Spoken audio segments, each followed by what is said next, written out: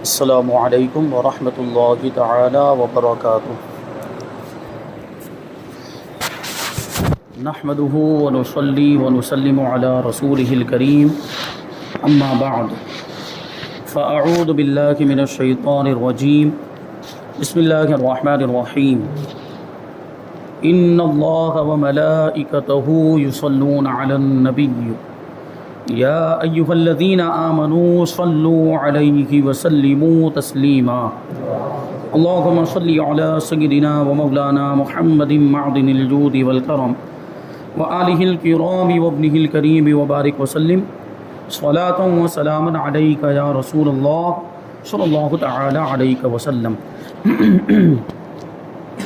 سورہ بقرہ آیت نمبر 44 کی تفسیر ہے۔ اللہ تبارک و تعالی ارشاد فرماتا ہے اتأمرون الناس بالبر وتنسون انفسکم وانتم تتلون الکتاب افلا تعقلون، کیا تم لوگوں کو بھلائی کا حکم دیتے ہو اور اپنے آپ کو بھولتے ہو حالانکہ تم کتاب پڑھتے ہو، تو کیا تمہیں عقل نہیں؟ تو یہاں پر دیکھیں اس آیت کریمہ کے اندر خاص طور پر جو بات یہ بیان کی گئی ہے کہ یہودیوں کو اور یہودی علماء کو مخاطب کر کے کہ تم لوگوں کو بھلائی کا حکم دیتے ہو اور خود اپنے آپ کو بھول جاتے ہو، یعنی خود اس بھلائی پر عمل نہیں کرتے حالانکہ تم کتاب پڑھتے ہو۔ یعنی یہودی علماء وہ توریت پڑھتے ہیں، اس کے باوجود لوگوں کو بھلائی کا حکم دیتے ہیں اور خود اس بھلائی پر عمل نہیں کرتے، تو کیا تم عقل نہیں رکھتے؟ کا مطلب یہ ہے کہ عقل کا تقاضا تو یہ ہے کہ اگر ہم کسی کو بھلائی کا حکم دے رہے ہیں تو ہمیں پہلے خود اس بھلائی پر عمل کرنا چاہیے۔ فرماتے ہیں کہ یہ آیت کریمہ ان یہودی علماء کے بارے میں نازل ہوئی جن سے ان کے مسلمان رشتہ داروں نے دین اسلام کے بارے میں دریافت کیا۔ یعنی یہودی علماء، ان کے کچھ رشتہ دار جو مسلمان ہو گئے تھے، تو مسلمان رشتہ داروں نے یہ سوچ کر کہ ان کو کتابوں کا علم ہے، لاؤ ان کو اسلام کے بارے میں پوچھتے ہیں کہ یہ اسلام کے بارے میں کیا کہتے ہیں۔ تو انہوں نے جواب دیا، یعنی یہودی علماء نے جواب دیا اپنے مسلمان رشتہ داروں کو کہ تم اس دین پر قائم رہو، یعنی دین اسلام پر قائم رہو۔ محمد صلی اللہ علیہ وسلم کا دین حق اور ان کا کلام سچا ہے۔ دیکھیے اب یہ یہودی علماء خود کہہ رہے ہیں اپنے رشتہ داروں سے، اپنے مسلمان رشتہ داروں سے یہ کیا کہہ رہے ہیں کہ تم دین اسلام پر قائم رہو کہ محمد صلی اللہ علیہ وسلم کا دین حق ہے اور وہ جو کلام اللہ تبارک و تعالیٰ کے لے کر آئے وہ کلام سچا ہے، یہ خود کہہ رہے ہیں۔ لیکن پھر بھی انہوں نے یہودی مذہب چھوڑا نہیں۔ یعنی کیا مطلب ہوا کہ اپنے رشتہ داروں کو حکم دے رہے ہیں کہ دین اسلام پر قائم رہو، یعنی وہ بھلائی کا حکم دے رہے ہیں لیکن خود اس بھلائی پر عمل نہیں کر رہے۔ اگر واقعی یہ جانتے ہوتے کہ دین اسلام سچا مذہب ہے تو ان کو یہودی مذہب چھوڑ دینا چاہیے تھا، یہودی مذہب چھوڑ کر ان کو مسلمان ہو جانا چاہیے تھا۔ خود مسلمان نہیں ہوئے اور اپنے مسلمان رشتہ داروں کو کہتے ہیں کہ دین اسلام پر قائم رہو، تو یہ کیسی بات ہوئی؟ تو ان کے بارے میں فرمایا جا رہا ہے کہ تم لوگوں کو تو بھلائی کا حکم دیتے ہو اور خود اپنے آپ کو بھول جاتے ہو، یعنی خود اس بھلائی پر عمل نہیں کرتے۔ یا یہ ان یہودیوں کے بارے میں نازل ہوئی جنہوں نے مشرکین عرب کو حضور اقدس صلی اللہ علیہ وسلم کے مبعوث ہونے کی خبر دی تھی۔ یعنی مکہ مکرمہ کے کفار اور عرب کے کفار کو یہودیوں نے حضور پاک صلی اللہ علیہ وسلم کے تشریف لانے کی خبر دی کہ نبی آخر الزماں تشریف لانے والے ہیں، ان کی یہ نشانیاں ہیں، وہ آخری نبی ہوں گے، ان کے بعد کوئی نیا نبی نہیں ہوگا۔ یہ سب انہوں نے بتایا کیونکہ انہوں نے کتابوں کے اندر، آسمانی کتابوں کے اندر حضور کی علامتیں اور نشانیاں پڑھی تھیں، اور انہوں نے یہ بھی کہا تھا کہ وہ نبی جب آئیں تو تم ان پر ایمان لے آنا۔ لیکن جب حضور پاک صلی اللہ علیہ وسلم دنیا میں تشریف لائے تو یہ ہدایت کرنے والے حسد سے خود کافر ہو گئے، جو دوسروں کو کہتے تھے کہ تم ان پر ایمان لینا اور ان کی پیروی کر کے ہدایت پانا، اور یہ سب وہ لوگوں کو نصیحت کرتے تھے۔ لیکن جب حضور پاک صلی اللہ علیہ وسلم تشریف لائے تو حسد کی وجہ سے خود انکار کرنے والوں میں شامل ہو گئے، خود کافر ہو گئے۔ جو میں نے بتایا تھا اس سے پہلے کہ یہودیوں کو معلوم تھا کہ حضور تشریف لانے والے ہیں، وہ جانتے تھے کہ وہ نبی آخر الزماں ہوں گے، خاتم النبیین، سب علامتیں، سب نشانیاں ان کو معلوم تھی۔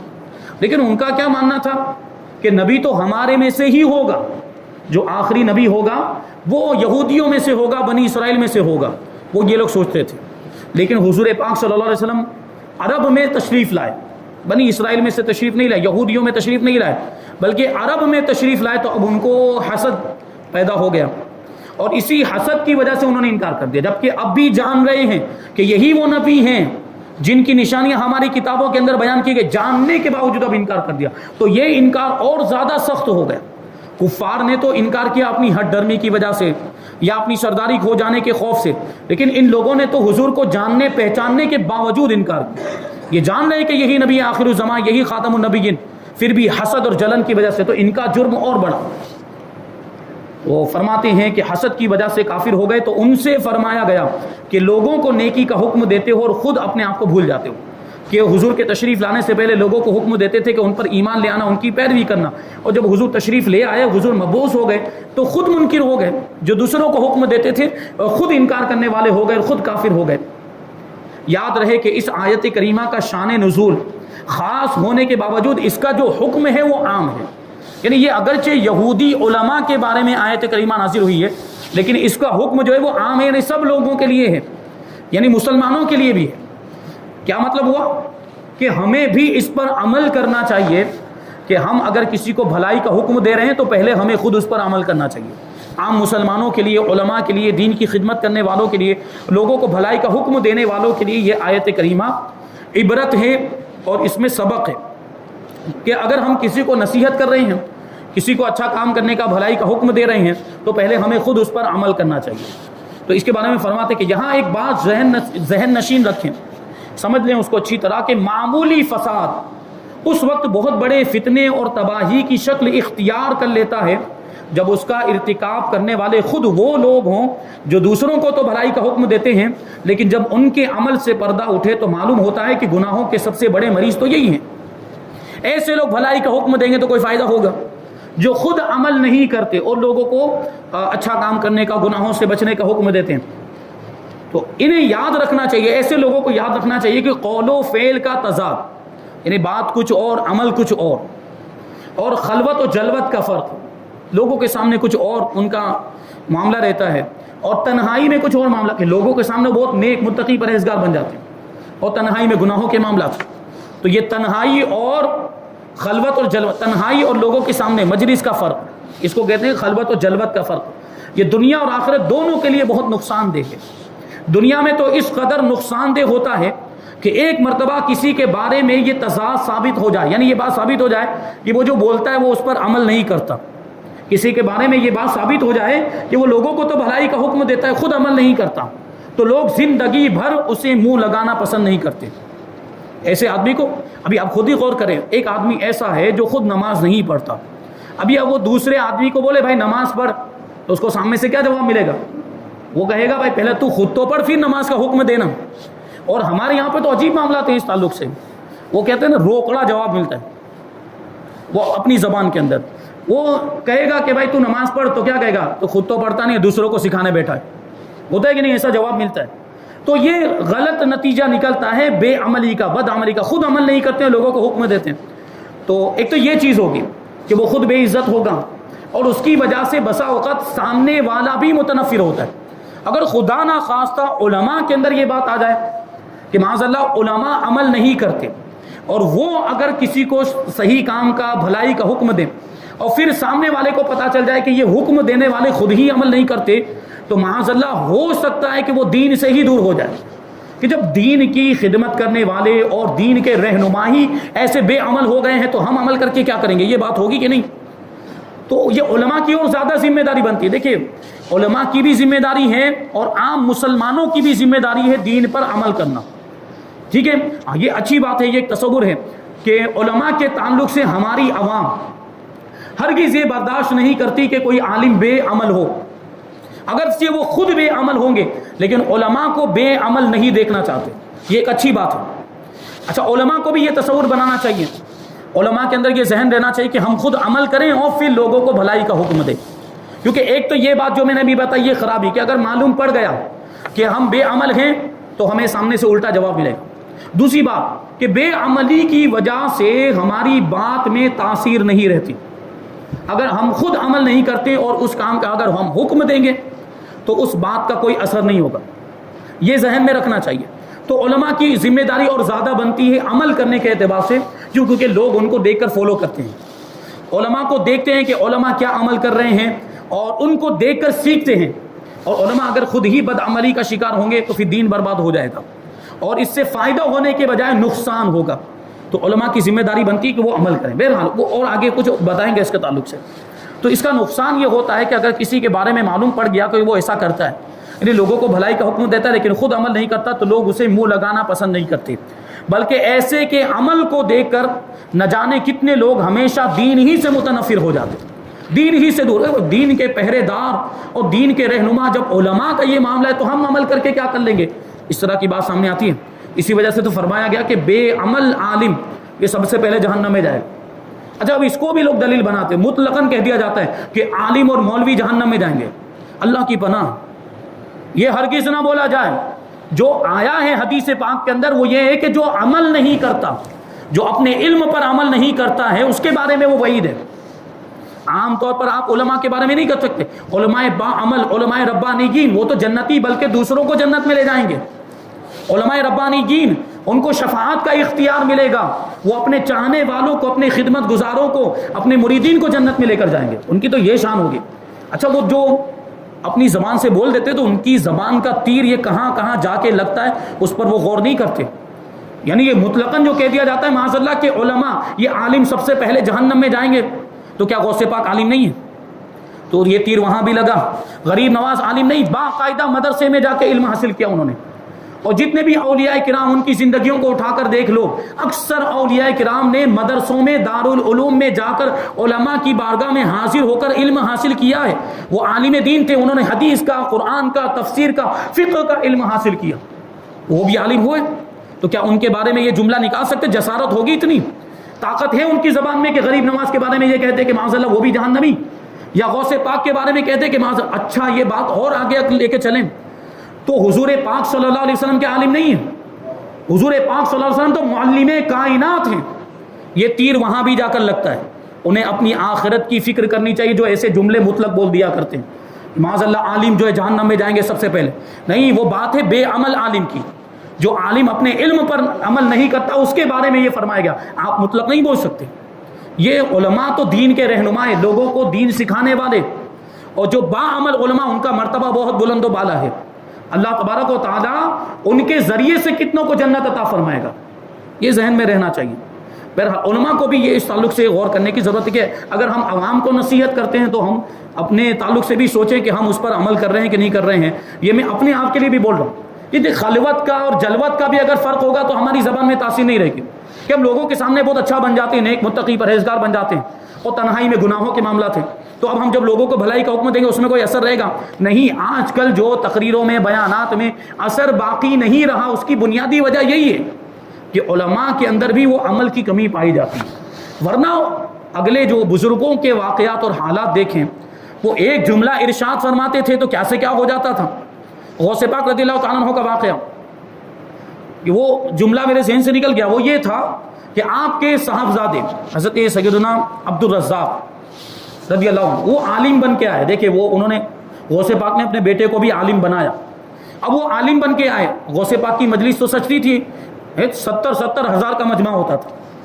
تو غوث پاک کی بارگاہ میں عرض کرتے ہیں آپ کے صاحبزادے کہ حضرت ابا جان مجھے اجازت دیجئے کہ میں بھی بیان کروں، واعظ کروں. غوث پاک رضی اللہ عنہ ٹھیک ہے کرو. تو آپ کے صاحبزادے بیان کرنے کے لیے بیٹھے. وہ کئی گھنٹوں تک وہ دلائل دیتے رہے، وہ علمی گفتگو بہت گہرائی والے، قرآن کے دلائل، حدیث کے دلائل. کچھ فرق نہیں ہے، لوگ بیٹھے ہوئے ہیں، بور ہو رہے ہیں. لیکن وہی غوث پاک رضی اللہ تعالیٰ عنہ اسی مجلس کے اندر تشریف لائے. ایک ہی جملہ ارشاد فرمایا، ایک ہی جملہ ارشاد فرمایا کہ یہ ایک طاق ہے. غالباً وہی جملہ وہ برابر مجھے یاد نہیں ہے، اگر کچھ غلطی ہو رہی ہو تو میں بعد میں انشاءاللہ اس کو سدھاروں. ایک طاق کے اندر ایک پیالہ رکھا ہوا اور اس پیالے کے اندر ایک انڈا رکھا ہوا ہے. ایک بلی آئی اور اس نے چھلانگ لگا کے اس پیالے کو گرا دیا تو انڈا بھی گر گیا. غوث پاک نے کچھ اس طرح کا جملہ ارشاد فرمایا.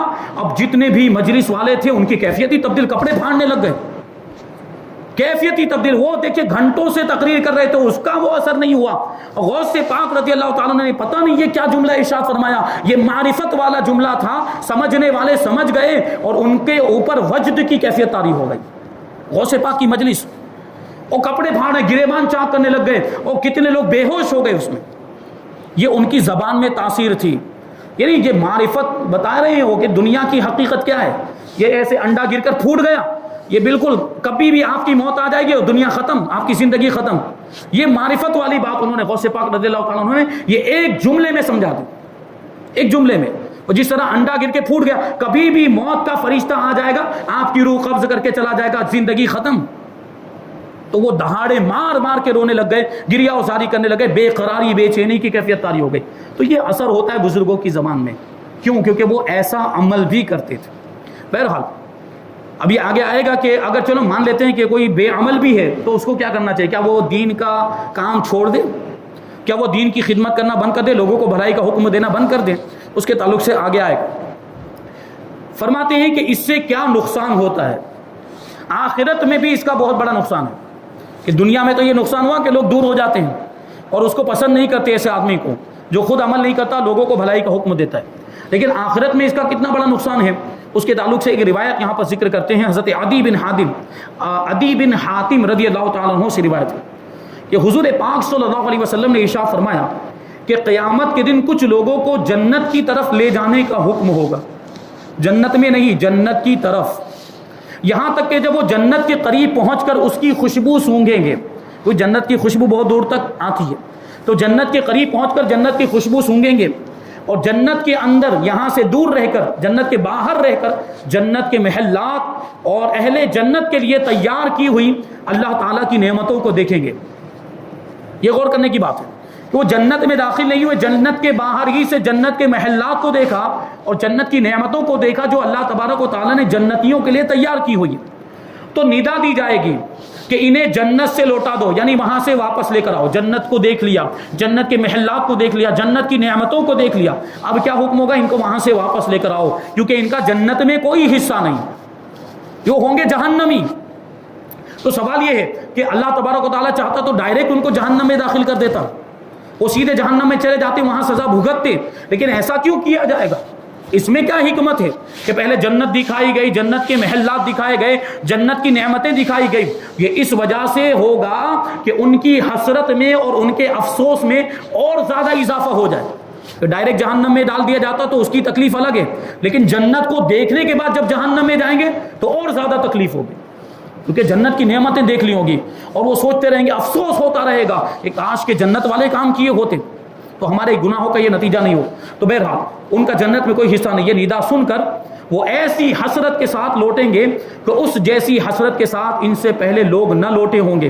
پھر وہ عرض کریں گے، اے پروردگار، اگر تو اپنا ثواب اور اپنے اولیاء کے لیے تیار کردہ نعمتیں دکھانے سے پہلے ہی ہمیں جہنم میں داخل کر دیتا تو یہ ہم پر زیادہ آسان ہوتا. یعنی ابھی جو تکلیف ہو رہی ہے اس سے کم تکلیف ہوتی ہے، اب زیادہ تکلیف ہو رہی ہے کہ ہم نے نعمتیں دیکھ لی، اب عذاب میں آئے تو اور تکلیف ہو رہی ہے. تو اللہ تعالیٰ ارشاد فرمائے گا کہ میں نے ارادتاً تمہارے ساتھ ایسا کیا ہے، اور اس کی وجہ یہ ہے کہ جب تم تنہائی میں ہوتے تو بڑے بڑے گناہ کر کے میرے ساتھ اعلان جنگ کرتے تھے، یعنی میری نافرمانی کرتے، اور جب لوگوں سے ملتے، لوگوں کے سامنے آتے تھے تو عاجزی اور انکساری کے ساتھ لوگوں سے ملتے تھے. تم لوگوں کو اپنی وہ حالت دکھاتے تھے جو تمہارے دلوں میں میرے لیے نہیں ہوتی تھی.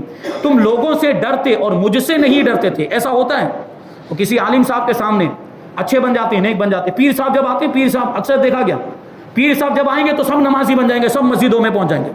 تو کیا آپ پیر صاحب کے لیے نماز پڑھتے ہیں کہ اللہ کے لیے نماز پڑھتے ہیں؟ اور شاگردوں کا معاملہ یہ ہوتا ہے کہ استاذ کے ڈر سے نماز پڑھتے ہیں، اور استاد نہیں تو نماز چھوڑ دیتے ہیں. تو کیا ہم لوگوں کے لیے نماز پڑھنے ہیں کہ اللہ کے لیے نماز پڑھنے ہیں؟ تو یہ کیفیت پر ہم خود غور کریں کہ ہماری یہ کیفیت ہے. تو اللہ فرمائے گا کہ تم لوگوں سے ڈرتے تھے اور مجھ سے نہیں ڈرتے تھے. تم لوگوں کی عزت کرتے تھے، میری عزت نہیں کرتے تھے، یعنی میری نافرمانی کرتے تھے. تم لوگوں کی وجہ سے برا کام کرنا چھوڑ دیتے تھے، لیکن میری وجہ سے برا کام نہیں چھوڑتے تھے. آج میں تمہیں اپنے ثواب سے محروم کرنے کے ساتھ ساتھ اپنے عذاب کا مزہ بھی چکھاؤں گا. یہ ان کے لیے اور زیادہ تکلیف والی بات ہوگی. اور حضرت ابراہیم تیمی رضی اللہ تعالیٰ عنہ فرماتے ہیں کہ میں موت اور مرنے کے بعد ہڈیوں کی بوسیدگی کو یاد کرنے کے لیے کثرت سے قبرستان میں آتا جاتا تھا. تو قبرستان میں جانے کا ایک مقصد بھی وہی. اللہ کے رسول صلی اللہ علیہ وسلم نے بھی ارشاد فرمایا کہ قبروں کی زیارت کرو، کیونکہ قبروں کی زیارت کرنا یہ آخرت کی یاد دلاتا ہے. تو آپ کو پتہ چلے گا کہ یہ تو مر کے پہنچ گئے، ہمارے رشتہ دار قبرستان میں، ہمیں بھی ایک نہ ایک دن مرنا ہے، تو ہمیں یہ مرنے کے بعد والی زندگی کے لیے تیاری کرنی چاہیے. آخرت کی یاد اس سے تازہ ہوتی ہے. تو حضرت ابراہیم تیمی یہ قبرستان میں اسی مقصد کے لیے جایا کرتے تھے کہ اللہ والوں کے طریقے بھی ہوتے. تو کیا کہتے ہیں کہ ایک رات میں قبرستان میں تھا کو مجھ پر نیند غالب آ گئی، میں سو گیا۔ فرماتے کہ میں نے خواب میں ایک کھلی ہوئی قبر دیکھی اور ایک کہنے والے کو یہ کہتے ہوئے سنا کہ یہ زنجیر پکڑو اور اس کے منہ میں داخل کر کے اس کی شرمگاہ سے نکالو۔ یعنی اس قبر والے کے بارے میں ارشاد فرمایا جا رہا تھا کہ اس پر عذاب ہو رہا تھا کہ یہ زنجیر لو، وہ عذاب کے فرشتوں کو حکم دیا جا رہا تھا کہ یہ زنجیر لو اور اس کے منہ میں زنجیر داخل کر کے اس کی شرمگاہ سے نکالو۔ کتنی سخت تکلیف ہوگی۔ تو وہ مردہ کہنے لگا اے پروردگار کیا میں نے قرآن نہیں پڑھا؟ یعنی مجھے عذاب کیوں دیا جا رہا ہے؟ میں نے تو قرآن کی تلاوت کی تھی۔ کیا میں نے تیرے حرمت والے گھر کا حج نہیں کیا؟ اور پھر اسی طرح وہ ایک کے بعد دوسری نیکی گنواتا جائے گا، میں نے یہ نیک کام کیے، میں نے عبادت کی، میں نے نماز پڑھی، پھر بھی مجھے عذاب کیوں دیا جا رہا ہے؟ وہ رب کی بارگاہ میں یوں عرض کرے گا۔ تو کوئی کہنے والا اس کے جواب میں کہے گا تو لوگوں کے سامنے یہ اعمال کیا کرتا تھا، یعنی لوگوں کو دکھانے کے لیے کرتا تھا، لیکن جب تو تنہائی میں ہوتا تھا تو نافرمانیوں کے ذریعے سے مجھ سے مقابلہ کرتا، اور تم نے میرا کچھ بھی خیال نہیں کیا۔ کیونکہ اگر رب کا خیال ہوتا، اللہ کا خیال ہوتا تو تنہائی میں بھی گناہوں سے بچتا، لوگوں کے سامنے گناہوں سے بچتا ہے، یعنی لوگوں کا خیال ہے، اللہ کا خیال نہیں ہے۔ یہ بات ذہن میں رہنی چاہیے۔ ہمارے ذہن میں یہ تصور ہوتا ہے کہ لوگ کیا کہیں گے، لوگ کیا کہیں گے۔ یہ لوگ ہمیں میدان محشر میں قیامت میں بچانے کے لیے نہیں آئیں گے، ہمیں وہاں پر ہمارا ایمان بچائے گا، ہمارے اعمال اچھے ہوں گے تو ہم بچیں گے۔ یہ لوگ، یہ جو جن لوگوں کی ہم ابھی فکر کر رہے ہیں دنیا کے اندر، ان لوگوں کے تو خود معاملات ہوں گے، یہ خود اپنے معاملات میں پریشان ہوں گے، نفسی نفسی کا عالم ہوگا، تو یہ ہمیں کیا بچائیں گے؟ ہاں وہاں پر اگر کوئی بچا سکتا ہے تو اللہ کے نیک بندے ہوں گے، اولیاء کرام، صلحاء، صالحین، شہداء، علماء، یہ نیک بندے ہمیں وہاں پہ کام آ سکتے ہیں۔ تو ان کی صحبت میں رہیں، ان سے محبت کریں۔ اور یہ دیکھیں یہ کام بھی اس وجہ سے آئیں گے کہ ان کی صحبت دنیا میں بہت اچھی، کہ دنیا میں اگر علماء کی صحبت میں رہیں گے تو ان کی صحبت میں رہ کر کچھ اچھا ہی سیکھیں گے۔ اور دیکھ بھی سکتے ہیں آپ کے جو علماء کی صحبت میں رہتے ہیں تو ان کے اندر عمل کا جذبہ پیدا ہوتا ہے۔ علماء کی صحبت میں رہنے والے دھیرے دھیرے، شروع میں نہ بھی ہو تو دھیرے دھیرے عمل کا جذبہ، داڑھی نہیں تھی تو داڑھی رکھ لیتے ہیں، پہلے نماز نہیں پڑھتے تھے تو پھر نماز پڑھنے لگ جاتے ہیں۔ یہ علماء کی صحبت کی برکت ہوتی ہے، تو دنیا میں بھی فائدہ اور آخرت میں بھی فائدہ۔ تو ایسے لوگوں کو دوست بنانا چاہیے اور ایسے لوگوں کی صحبت میں رہنا چاہیے۔ تو بہرحال وہ بات جو میں نے ابھی عرض کی، سوال کہ یہ جو بات کی جا رہی ہے کہ پہلے خود عمل کرنا چاہیے اور پھر لوگوں کو حکم دینا چاہیے، اگر مان لیجیے کہ کوئی عمل نہیں کرتا تو کیا پھر اس کو حکم نہیں دینا چاہیے، یا تبلیغ نہیں کرنی چاہیے، دین کی خدمت نہیں کرنی چاہیے، دین کا کام نہیں کرنا چاہیے؟ اس کے تعلق سے کیا حکم ہے انشاءاللہ تبارک و تعالیٰ وہ آئندہ درس میں ہم شامل کریں گے۔ اللہ تبارک و تعالیٰ کی بارگاہ میں دعا ہے کہ جو کچھ بھی بیان ہوا اس پر ہم سب کو عمل کرنے کی توفیق عطا فرمائے اور نور قرآن سے ہم سب کے دلوں کو روشن اور منور فرمائے۔ وما علینا الا البلاغ۔